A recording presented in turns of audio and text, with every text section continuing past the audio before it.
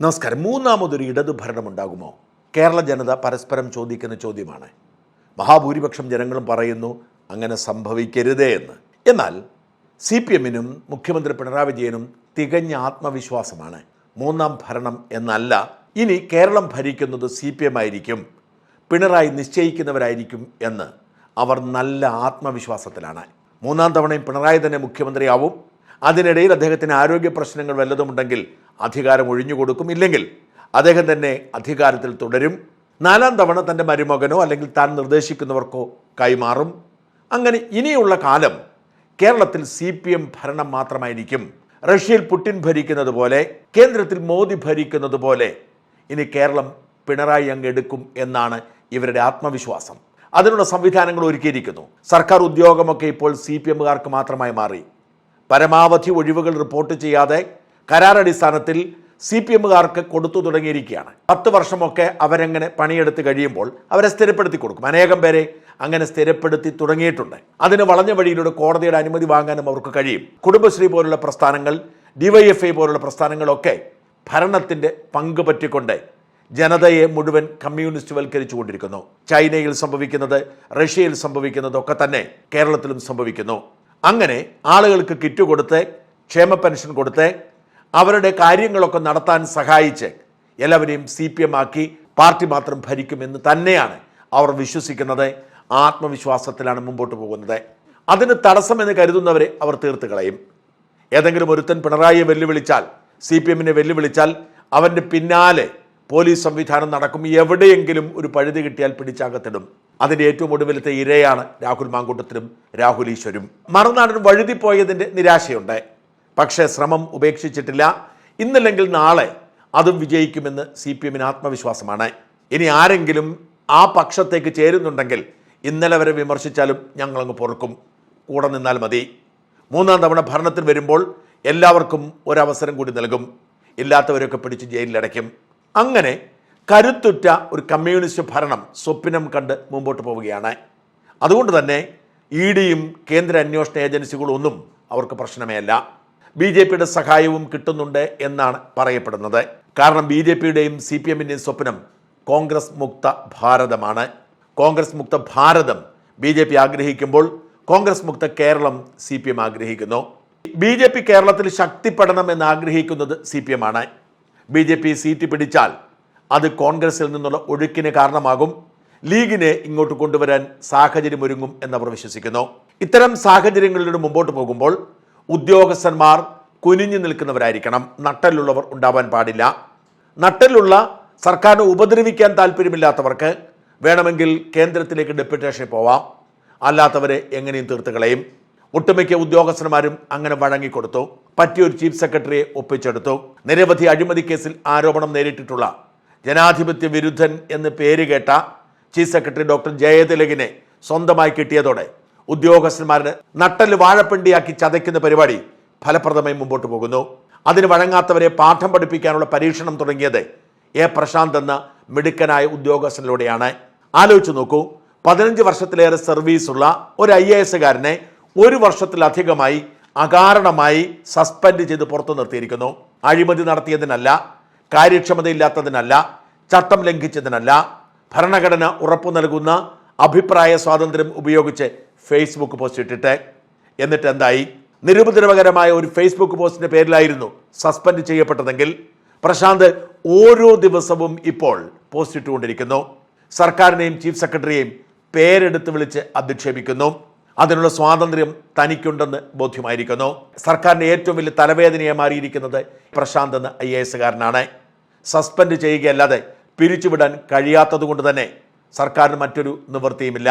Suspension enjoy ചെയ്തുകൊണ്ട് സർക്കാരിൽ നിന്ന് കിട്ടുന്ന പാതി ശമ്പളം കൈപ്പറ്റിക്കൊണ്ട് തരക്കേടില്ലാതെ കുടുംബം നടത്തി പ്രശാന്ത് സർക്കാരിനെതിരെയുള്ള ഗവേഷണം നടത്തുകയാണ്. വിവരാവകാശ നിയമപ്രകാരം പരമാവധി രേഖകൾ ശേഖരിച്ച് പുറത്തുവിട്ട് സർക്കാരിന് ഇത്തരം തോന്നിയാസങ്ങളെ തുറന്നു കാട്ടുന്നു. പഴുതടയ്ക്കാൻ ഒരു വഴിയുമില്ലാതെ സർക്കാർ വെള്ളം കുടിച്ചിരിക്കുന്നു. അങ്ങനെ പിണറായിയുടെ കസേരയുടെ ഒരു വശം കുത്തിമാന്തി ഏതാണ്ട് ഇഞ്ചിപ്പരുവമാക്കി മാറ്റിയിരിക്കുകയാണ്. ഏതു നിമിഷവും ആ കസേരയുടെ ആ വശം ആ കുഴിയിലേക്ക് വീഴാം. എന്നാലും കസേരയിൽ അള്ളിപ്പിടിച്ചിരിക്കാനുള്ള പ്രാഗൽഭ്യം പിണറായിക്കുള്ളതുകൊണ്ട് പിടിച്ചു നിൽക്കാം എന്ന് കരുതുമ്പോഴാണ് രണ്ടാമത് അതിനേക്കാൾ സീനിയറായ ഒരു IAS ഉദ്യോഗസ്ഥൻ രംഗത്ത് വരുന്നത്. ഇപ്പോഴും സർവീസിലുണ്ട്. ബി അശോക് എന്നാണ് ആ ഉദ്യോഗസ്ഥന്റെ പേര്. പ്രശാന്തിൽ നിന്നും വ്യത്യസ്തമായ യുദ്ധതന്ത്രമാണ് അശോകിൻ്റെത്. അശോക് സർക്കാരിന് ആവശ്യത്തിന് തലവേദന ഉണ്ടാക്കി കൊടുക്കും, പക്ഷേ ഇറങ്ങിപ്പോവില്ല. സർക്കാരിൻ്റെ അകത്ത് തന്നെ ഇരിക്കും. സസ്പെൻഡ് ചെയ്യാൻ പറ്റിയ സാഹചര്യം ഒരുക്കി കൊടുക്കില്ല. അതുകൊണ്ട് തന്നെ എങ്ങനെയെങ്കിലും സെക്രട്ടേറിയറ്റിൽ നിന്ന് പുറത്താക്കാൻ വേണ്ടി പലതവണ സർക്കാർ സ്ഥലം മാറ്റി നോക്കി. അപ്പോഴൊക്കെ കേന്ദ്ര അഡ്മിനിസ്ട്രേറ്റീവ് ട്രിബ്യൂണലിൽ പോയി ആ ഉത്തരവ് മരവിപ്പിച്ച് അതേ കസേരയിൽ ഇരുന്ന് സേവനമനുഷ്ഠിക്കുന്നു. പലതവണ നോക്കി ഒതുക്കാൻ, പക്ഷെ ഒതുങ്ങുന്നില്ല. പ്രശാന്തിനെ പോലെ ഫേസ്ബുക്ക് പോസ്റ്റ് ഇടുന്ന രീതിയില്ലാത്തതുകൊണ്ട് സസ്പെൻഡ് ചെയ്യാൻ കഴിയുന്നില്ല. അങ്ങനെ ഇടയ്ക്കിടയ്ക്ക് ഓരോ പണി കൊടുത്തുകൊണ്ട് അശോക് കസേരയുടെ മറുവശം പതിയെ മാന്താൻ തുടങ്ങി. ആ മാന്തൽ പിണറായി കണ്ടില്ലെന്ന് നടിച്ചു. ഒരു വശം പ്രശാന്ത് മാന്തി പരുവമാക്കിയിരിക്കുകയാണ്. ഇനി മറുവശം അശോക് കൂടി മാന്താൻ തുടങ്ങിയാൽ പണിയാകുമെന്നറിയാവുന്നതുകൊണ്ട് മിണ്ടാതിരുന്നു. താനിട്ട വലയിലേക്ക് മുഖ്യമന്ത്രിയും സർക്കാരും വീഴുന്നില്ല എന്ന് കണ്ടപ്പോൾ ഒരു 1.5 പണി കൊടുക്കാൻ അശോക് തീരുമാനിക്കുന്നു. സർക്കാർ ഉദ്യോഗസ്ഥനായിരിക്കവേ, സർക്കാരിലെ മുതിർന്ന IAS-കാരനായിരിക്കവേ, ഉയർന്ന പദവിയിൽ സെക്രട്ടേറിയറ്റിൽ പണിയെടുക്കവേ സർക്കാരിൻ്റെ ഒരു തീരുമാനത്തിനെതിരെ കോടതിയിൽ കൊണ്ടുപോയി കേസ് കൊടുക്കുന്നു. 74 വയസ്സായിട്ടും ഇരിക്കുന്ന കസേരയിൽ നിന്നും ഇറങ്ങിപ്പോവാൻ മടിയുള്ള K. ജയകുമാർ IAS-നെ ഇരട്ട ശമ്പളം കൈപ്പറ്റി പണിയെടുക്കാൻ കഴിയുന്നത് എങ്ങനെ എന്ന് ചോദിച്ചാണ് കേസ് കൊടുത്തിരിക്കുന്നത്. 74-ാമത്തെ വയസ്സിലും IMG-യുടെ ഡയറക്ടറായി സേവനമനുഷ്ഠിക്കുകയാണ് K. ജയകുമാർ. സർക്കാർ ഉദ്യോഗസ്ഥർക്ക് പരിശീലനം കൊടുക്കുന്ന IAS-കാരുടെ കേഡർ പോസ്റ്റാണ് IMG director general post. Director general എടുത്ത് കളഞ്ഞ് ഡയറക്ടറാക്കി ആ പോസ്റ്റിൽ ഇരുത്തി ചീഫ് സെക്രട്ടറിയുടെ ശമ്പളം കൊടുത്ത് തീറ്റിപ്പോറ്റുകയാണ് സർക്കാർ. സർക്കാരിന് വേണ്ടതുപോലെ വളയുന്ന നട്ടലുള്ളയാളാണ് ജയകുമാർ എന്നതുകൊണ്ട് തന്നെ ആ പദവിയിൽ കഴിഞ്ഞ് കുറേ കാലമായി സുഖമായിരിക്കുന്നു. റിട്ടയർ ചെയ്ത് 14 വർഷമായിട്ടും ചീഫ് സെക്രട്ടറിയുടെ ശമ്പളം വാങ്ങാൻ കഴിയുന്ന അപൂർവം ഉദ്യോഗസ്ഥരിൽ ഒരാളാണ് ജയകുമാർ. ആ ജയകുമാറിന്റെ സർക്കാർ IMG പദവിയിൽ ഇരിക്കുമ്പോൾ തന്നെ ദേവസ്വം ബോർഡിന്റെ പ്രസിഡന്റാക്കി. അത് ദേവസ്വം നിയമങ്ങളുടെ ലംഘനമാണ് എന്ന് ചൂണ്ടിക്കാട്ടിക്കൊണ്ടാണ് സർക്കാർ ഉദ്യോഗസ്ഥനായ അശോക് ജയകുമാറിനെതിരെ കോടതിയെ സമീപിച്ചത്. കോടതി നോട്ടീസ് അയച്ചു. ദേവസ്വം ബോർഡിന്റെ ചട്ടത്തിൽ പറയുന്നത് സർക്കാർ ഉദ്യോഗസ്ഥന്മാരോ സർക്കാരിന്റെ ശമ്പളം കൈപ്പറ്റുന്ന ഓഫീസർമാരോ ദേവസ്വം ബോർഡിന്റെ പ്രസിഡന്റ് പദവിയിൽ ഇരിക്കരുതേ എന്നാണ്. ഏതൊരു ഹിന്ദുവിനും ആ ചട്ടം ലംഘിച്ചാൽ ചോദ്യം ചെയ്യാൻ അവകാശമുണ്ട് എന്ന് ദേവസ്വം നിയമത്തിൽ പറയുന്നത് കൊണ്ട് വിശ്വാസിയായ ഹിന്ദു എന്ന നിലയിൽ അശോക് ജയകുമാറിനെതിരെ കേസ് കൊടുത്തു. അക്ഷരാർത്ഥത്തിൽ സർക്കാർ വൃത്തങ്ങൾ ഞെട്ടിപ്പോയി. സർക്കാർ ഉദ്യോഗസ്ഥൻ സർക്കാരിനെതിരെ കേസ് കൊടുത്തത് ചട്ടലംഘനമാണ്, അതുകൊണ്ട് ഉടനടി സസ്പെൻഡ് ചെയ്യണം എന്ന് ചിലർ ശബ്ദമുയർത്തിയെങ്കിലും തൽക്കാലം ആ പണിക്ക് പോവരുത്, ഇതൊരു കെണിയാണ്. കസേരയുടെ ഒരു വശത്ത് പ്രശാന്ത് മാന്തിക്കൊണ്ടിരിക്കുന്നത് കണ്ടിട്ട് തന്നെയാണ് മറുവശം ആഴത്തിൽ മാന്താനാണ് അശോകന്റെ പടപ്പുറപ്പാട്, അതുകൊണ്ട് ആ കെണിയിൽ വീഴരുതേ എന്ന് ചിലർ ഉപദേശിച്ചതുകൊണ്ട് സർക്കാർ അനങ്ങുന്നേയില്ല. പക്ഷെ ഇതൊരു വലിയ കുരുക്കാണ്. IMG ഡയറക്ടർ എന്ന നിലയിൽ ഇപ്പോഴും ശമ്പളം കൈപ്പറ്റുന്നുണ്ട് എന്ന് വിവരാവകാശ നിയമപ്രകാരം രേഖ സംഘടിപ്പിച്ചുകൊണ്ടാണ് കോടതിയെ സമീപിച്ചത്. പിടിച്ചു നിൽക്കാൻ വേണ്ടി ജയകുമാർ പറയുന്നത് തനിക്ക് ദേവസ്വം ബോർഡിൽ ശമ്പളമില്ല എന്നാണ്. ശമ്പളമുണ്ടോ ഇല്ലയോ എന്നത് പ്രസക്തമല്ല. സർക്കാരിൻ്റെ ശമ്പളം കൈപ്പറ്റുന്ന ഒരു ഉദ്യോഗസ്ഥൻ ഒരിക്കലും ദേവസ്വം ബോർഡിന്റെ പ്രസിഡന്റായി പോയി ഇരിക്കാൻ പാടില്ല എന്നാണ് ചട്ടം. എന്ന് വെച്ചാൽ ദേവസ്വം ബോർഡ് പ്രസിഡന്റ് പദവിയിൽ നിന്നും ഇറങ്ങിപ്പോവേണ്ടി വരും. എങ്കിൽ പിന്നെ IMG ഡയറക്ടർ പദവി രാജിവെച്ചാലോ എന്ന് ചിന്തിച്ചാലും കുഴപ്പമുണ്ട്. നിയമലംഘനം നടത്തി ഈ പദവിയിൽ ഇരുന്നാൽ ആ പദവിയിൽ നിന്ന് പോവേണ്ടി വരും. ചുരുക്കി പറഞ്ഞ് 2 പദവിയും നഷ്ടപ്പെടുന്ന സാഹചര്യം. അല്ലെങ്കിൽ തന്നെ അശോക് IAS അസോസിയേഷന്റെ പ്രസിഡന്റ് ആയിരുന്നപ്പോൾ IMG പദവിയിൽ അനധികൃതമായിട്ടാണ് ഇരിക്കുന്നത് എന്ന് പറഞ്ഞൊരു കേസ് കൊടുത്തിരുന്നു. ആ കേസിൽ വിധി ഏറെ വൈകാതെ പുറത്തു വരികയാണ്. ആ പദവി തെറിക്കുമെന്ന് ഉറപ്പായപ്പോഴാണ് ദേവസ്വം ബോർഡ് പ്രസിഡന്റ് പദവിയിൽ ഇരുത്തിയത്. എന്നാൽ ആ പദവി രാജിവെക്കാതെ പോയതുകൊണ്ട് ദേവസ്വം ബോർഡ് പ്രസിഡന്റ് പദവിയും അസാധുവാകും. എന്ന് വെച്ചാൽ സർക്കാരിൻ്റെ ഒരു വലിയ നീക്കം ഒരു IAS-കാരൻ അട്ടിമറിക്കുകയാണ്. എങ്ങനെ സഹിക്കും പിണറായി വിജയൻ എന്നതാണ് പ്രസക്തമായ ചോദ്യം. എന്തുകൊണ്ടാണ് ഈ കേസിന് പോയത്, എന്താണ് ലക്ഷ്യം എന്ന് അശോകിനോട് ചോദിച്ചപ്പോൾ അശോക് പറഞ്ഞതുകൂടി കേൾക്കുക. നമസ്കാരം സാർ. നമസ്കാരം. ഞാൻ 2 ദിവസം വൈകിയ വിഷയമാണ്. ഇപ്പൊ ഇവിടെ രാഹുൽ മാങ്കൂട്ടത്തിന് തിരക്കായ കാരണം 2 ദിവസം വൈകി വിളിക്കുന്നത്. എന്താണ് ദേവസ്വം ബോർഡിന്റെ പ്രസിഡന്റ് സ്ഥാനത്തിന്റെ അങ്ങനെ ഒരു പരാതി കൊടുക്കാനുള്ള സാഹചര്യം എന്താണ്, കേസ് കൊടുക്കാൻ? അല്ല, ഞങ്ങൾ അദ്ദേഹത്തിന്റെ IMG-യിലെ നിയമനം ചലഞ്ച് ചെയ്തിരുന്നു. അത് IAS-ന്റെ കേഡർ പോസ്റ്റ് ആയതുകൊണ്ട് അത് ജഡ്ജ്മെന്റിന് റിസർവ് ചെയ്യുന്ന ദിവസം അതിന്റെ പിറ്റേന്ന് മറ്റാണ് TDB-യിലെ നിയമനം മാധ്യമങ്ങൾ കണ്ടത്. അപ്പോൾ നമ്മളത് ചിന്തിച്ചത് IMG-യിൽ ഇത് രാജിവെച്ച ശേഷം നിയമപ്രകാരം വേണ്ട രീതിയിൽ TDB-യിലെ തിരുവിതാംകൂർ ദേവസ്വം ബോർഡിൽ അദ്ദേഹം ചുമതല ഏറ്റെടുക്കുമെന്നാണ്. പക്ഷെ പിന്നീട് 23-24 മനസ്സിലായി അദ്ദേഹം 2 തസ്തിക ഒന്നിച്ച് ചുമതല നിർവഹിക്കാനാണ് ഉദ്ദേശിക്കുന്നത്. IMG യിൽ നിന്ന് രാജിവെക്കുന്നില്ല. ഞങ്ങൾ ഇന്റേണലി അറിഞ്ഞത് IMG-യിൽ അദ്ദേഹത്തിന് ചീഫ് സെക്രട്ടറിയുടെ ശമ്പളവും ആനുകൂല്യങ്ങളും എല്ലാം സർക്കാർ നിശ്ചയിച്ച് നൽകിയിട്ടുണ്ട്. TDB-യിലാണെങ്കിൽ അത്രയും പൈസ കിട്ടില്ല. ഈ സിറ്റിംഗ് ഫീസും അലവൻസസും ഒക്കെ ഉള്ളൂ. അതുകൊണ്ട് ഇത് വിടാൻ റിലക്റ്റന്റ് ആണ് എന്നാണ് അറിഞ്ഞത്. അങ്ങനെ ഞങ്ങൾ RTI-യിൽ IMG-യിൽ ചോദിച്ചു, ആരാണ് നിങ്ങളുടെ ഡയറക്ടർ? കാരണം ഞങ്ങളുടെ കേസ് അനുവദിച്ചോ അദ്ദേഹം പോയോ IAS ഉദ്യോഗസ്ഥനെ വെക്കുമോ എന്നുള്ള അറിയാനുള്ള ആകാംക്ഷ കൊണ്ട് ഞങ്ങൾ RTI-യിൽ ചോദിച്ചു. അപ്പോൾ അവർ റിപ്ലൈ ചെയ്തു, ഇല്ല, മിസ്റ്റർ ജയകുമാർ തന്നെയാണ് ഞങ്ങളുടെ ഡയറക്ടർ എന്ന് മനസ്സിലായി. അതുകൊണ്ടാണ് കേസ് ഫയൽ. അദ്ദേഹം പറയുന്നത് ഞാൻ ദേവസ്വം ബോർഡിൽ നിന്ന് ശമ്പളമൊന്നും വാങ്ങുന്നില്ലെന്നാണ്. അപ്പൊ കുഴപ്പമുണ്ടോ? അവിടെ ഇരിക്കാൻ അർഹതയില്ലല്ലോ, പിന്നെ എങ്ങനെയാണ് ശമ്പളം വാങ്ങിക്കുന്നത്? ഞാൻ പറയുന്നത് സത്യപ്രതിജ്ഞ തന്നെ അസാധുവാണ്.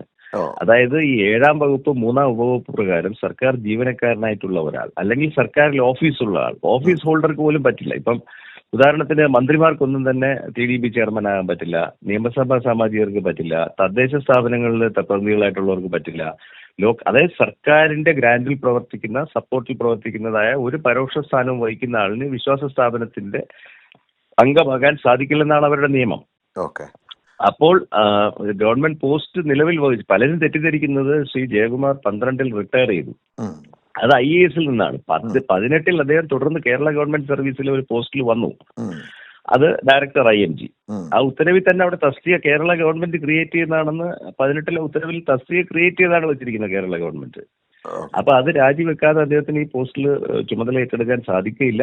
ഇത് ഞാൻ വ്യക്തിപരമായി മനസ്സിലാക്കുന്നത് 2 ആനുകൂല്യം കുറവുള്ള പൊസിഷൻ അധിക ചുമതലയായിട്ട് വഹിക്കാമെന്നുള്ള ഒരു ധാരണയിൽ അദ്ദേഹം അങ്ങനെ ഇരുന്നു പോയി. അതിലൂടെയാണ് ഈ പ്രശ്നം ഉണ്ടായി വന്നത്. സർക്കാർ ഉദ്യോഗസ്ഥൻ എന്ന നിലയിൽ സർക്കാരിനെതിരെ കേസ് കൊടുക്കുന്നതിൽ ഒരു ചട്ടലംഘനമില്ലേ? ഒരു ചട്ടലംഘനം ഇല്ലെന്ന് മാത്രമല്ല, ഇന്ത്യയിലെ ഒരു സ്റ്റാറ്റ്യൂട്ടറി, ഒരു നിയമത്തിന് കീഴിലുള്ള എല്ലാ കേസുകളും സർക്കാരിനെതിരെ ഫയൽ ചെയ്യാൻ പറ്റുള്ളൂ.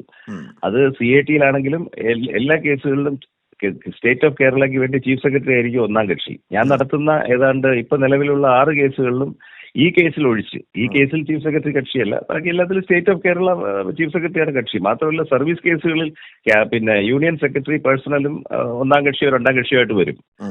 അപ്പോൾ സർക്കാർ ജീവനക്കാർക്ക് സർക്കാരിനെതിരെ നിയമപ്രകാരമുള്ള കേസ് ഫയൽ ചെയ്യാൻ സാധിക്കില്ല എന്ന് ആർക്കെങ്കിലും അഭിപ്രായം ഉണ്ടെങ്കിൽ അത് എവിടെയാ പറഞ്ഞിരിക്കുന്നത് പറഞ്ഞാൽ മതി.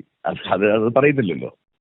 അപ്പം ഇപ്പൊ വീണ്ടും സർക്കാരുമായിട്ടൊരു യുദ്ധം പോലെ ആവത്തില്ലേ? ഇതിനോടകം തന്നെ സർക്കാരുമായിട്ടൊരു യുദ്ധവും വരുന്നില്ല. കാരണം ഇതിലെ വീഴ്ച ആരുടെ ഭാഗത്താണ് വന്നിട്ടുള്ളത്? വീഴ്ച ജയകുമാറിന്റെ ഭാഗത്തല്ലേ വന്നിട്ടുള്ളത്. സർക്കാർ അദ്ദേഹത്തിന് യോഗ്യതയുണ്ടെന്ന് കണ്ട് TDB-യിലെ അധ്യക്ഷന്റെ സ്ഥാനത്തേക്ക് അദ്ദേഹത്തെ നിയോഗിച്ചു. പക്ഷേ ആ നോട്ടിഫിക്കേഷൻ നിലവിൽ വന്ന 14-ന് മുമ്പ് സർക്കാർ ജീവനക്കാരന്റെ പദവി ഒഴിഞ്ഞ ശേഷം ഇതിൽ വരേണ്ടത് അദ്ദേഹത്തിന്റെ കടമയായിരുന്നു. അദ്ദേഹം ശ്രദ്ധയിൽ കൊണ്ടുവരണം. ഇപ്പൊ സർക്കാർ ആ സമയത്ത് നോട്ടിഫൈ ചെയ്ത സമയത്ത് ഇദ്ദേഹം IMG ഡയറക്ടർ ആണെന്നുള്ളത് ഓർത്തില്ല എന്നൊരു എക്സ്പ്ലനേഷൻ അല്ലെങ്കിൽ പറയുകയാണെങ്കിൽ എനിക്കത് മനസ്സിലായി. നമ്മൾ പെട്ടെന്ന് ക്യാബിനറ്റ് തീരുമാനിച്ചു, ഒരു പ്രത്യേക സാഹചര്യമായിരുന്നല്ലോ. അപ്പോൾ തീരുമാനിച്ചു, ഉത്തരവിറങ്ങി, ഞങ്ങൾ ഓർത്തില്ല. പക്ഷെ അദ്ദേഹത്തിന് അറിയില്ല എന്ന് എങ്ങനെ പറയാൻ പറ്റും? മാത്രമല്ല അദ്ദേഹം 12 വർഷവും മറ്റും ഇതിന്റെ വിവിധ കമ്മീഷണറായിട്ട്, ചീഫ് കമ്മീഷണറായിട്ടും, ദേവസ്വം സെക്രട്ടറി ആയിട്ടും, മാസ്റ്റർ പ്ലാൻ ചെയർമാനായിട്ടും, ഈ ആക്ടിന്റെ വളരെ ചെറിയൊരു ആക്ട് ആണല്ലോ, 60ഓളം സെക്ഷൻസേ ഉള്ളൂ. ഈ 60 സെക്ഷൻസ് മനഃപ്പാടമായിരിക്കേണ്ട ആളല്ലേ കെ ജയകുമാർ. അദ്ദേഹത്തിന് അതെങ്ങനെ മറന്നുപോയി? ഉദാഹരണത്തിന് ഞാൻ വേറൊരു എക്സാമ്പിൾ പറഞ്ഞാൽ, ഇപ്പൊ അദ്ദേഹം ഈ തെരഞ്ഞെടുപ്പിന് മത്സരിക്കാൻ പോവാണെന്ന് വെച്ചോളൂ. നിയമസഭാ തെരഞ്ഞെടുപ്പ് ഈ പദവിക്ക് പകരം അദ്ദേഹത്തിനെ നമ്മൾ ഒരു പാർട്ടി അദ്ദേഹത്തിന് MLA ആക്കാൻ തീരുമാനിച്ചെന്ന് വെച്ചോളൂ. അദ്ദേഹത്തിന് IMG ഡയറക്ടറായിട്ട് ഇരുന്നുകൊണ്ട് തന്നെ MLA ആയിട്ട് ഇലക്ഷന് മത്സരിക്കാൻ പറ്റുമോ? അയോഗ്യത ഉണ്ടല്ലോ അവിടെ. സർക്കാർ ജീവനക്കാരന് പറ്റില്ല. അതേ ഉള്ളൂ. അത് തന്നെയാണ് സാഹചര്യം. അപ്പൊ ചുരുക്കി പറഞ്ഞാൽ 2 പദവി നഷ്ടപ്പെടുന്ന സാഹചര്യത്തിലേക്ക് നീങ്ങുന്നു ഇപ്പോ. സുരക്ഷിതമായിട്ടും അദ്ദേഹത്തിന്റെ വാക്കുകളിൽ നിന്ന് തന്നെ അദ്ദേഹത്തിന് നിയമപരമായിട്ട് ഈ കേസ് ഡിസ്ട്രിക്ട് കോടതിയിൽ കേട്ടാൽ ഒരു അപ്പീലിനും കൂടെ സ്കോപ്പ് ഉണ്ട്. എങ്ങനെ പോയാലും അത് ഒരു 10 മാസത്തിൽ കൂടുതലൊന്നും നീളുകയില്ല. ഡിവിഷൻ ബെഞ്ചിന്റെ ഡിസിഷനോട് കൂടിയിട്ട് അദ്ദേഹത്തിന് പദവി നഷ്ടപ്പെടും.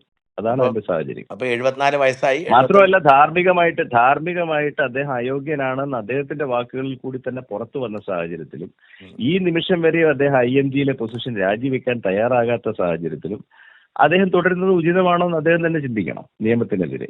എന്തായാലും 74 വയസ്സ് കഴിഞ്ഞു, 75 വയസ്സിലെങ്കിലും അദ്ദേഹത്തിന് റിട്ടയർമെന്റ് ഉണ്ടാവട്ടെ എന്ന് പ്രാർത്ഥിക്കാം. Thank you. അല്ല, പക്ഷെ അദ്ദേഹം വ്യക്തിഗതമായിട്ട് എന്നോട് തന്നെ പറഞ്ഞിട്ടുള്ളത്, എനിക്ക് 80 വയസ്സ് വരെ ഗവൺമെന്റ് സർവീസിൽ ഇരുന്നാൽ മതി, എന്നാണ് പറഞ്ഞിട്ടുള്ളത്. അത്രേ അപ്പൊ ഉള്ളൂ. ഞാൻ അദ്ദേഹത്തോട് പറഞ്ഞു അത് പോരാ, 90 വരെയും പിന്നെ ഗവൺമെന്റ് സർവീസിൽ ഇരിക്കണം സാർ, ഇല്ലാതെ ഗവൺമെന്റും മറ്റു കാര്യങ്ങളും നടക്കില്ല, 90 റിട്ടയർ ചെയ്യുന്ന കാര്യം ആലോചിച്ചാൽ മതി. ഇത് ഞാൻ തമാശയായിട്ടപ്പോൾ പറയുകയും ചെയ്തു. കഷ്ടമാണ്. അത് മുമ്പ്, ഇതിനൊക്കെ മുമ്പ് ഒരു 90 വയസ്സ് വരെ ഇരിക്കാനുള്ള ഒരു മനുഷ്യന്റെ, ഒരു കഴിവുള്ള മനുഷ്യന്റെ ആഗ്രഹത്തിന് മേൽ ഇങ്ങനെ പാര വെക്കരുത്. Anyway, thank you. അല്ല, ഞാൻ ഇത്രയും കൂടെ പറഞ്ഞു, അവശതകൾ എന്തെങ്കിലും വന്നുപോയി കഴിഞ്ഞാൽ ഇപ്പോഴത്തെ കാറിന് പകരം ഒരു ആംബുലൻസ് ആക്കുന്ന കാര്യം നമുക്ക് ആലോചിക്കാം. പക്ഷെ 90 കഴിയാതെ പോകരുത്.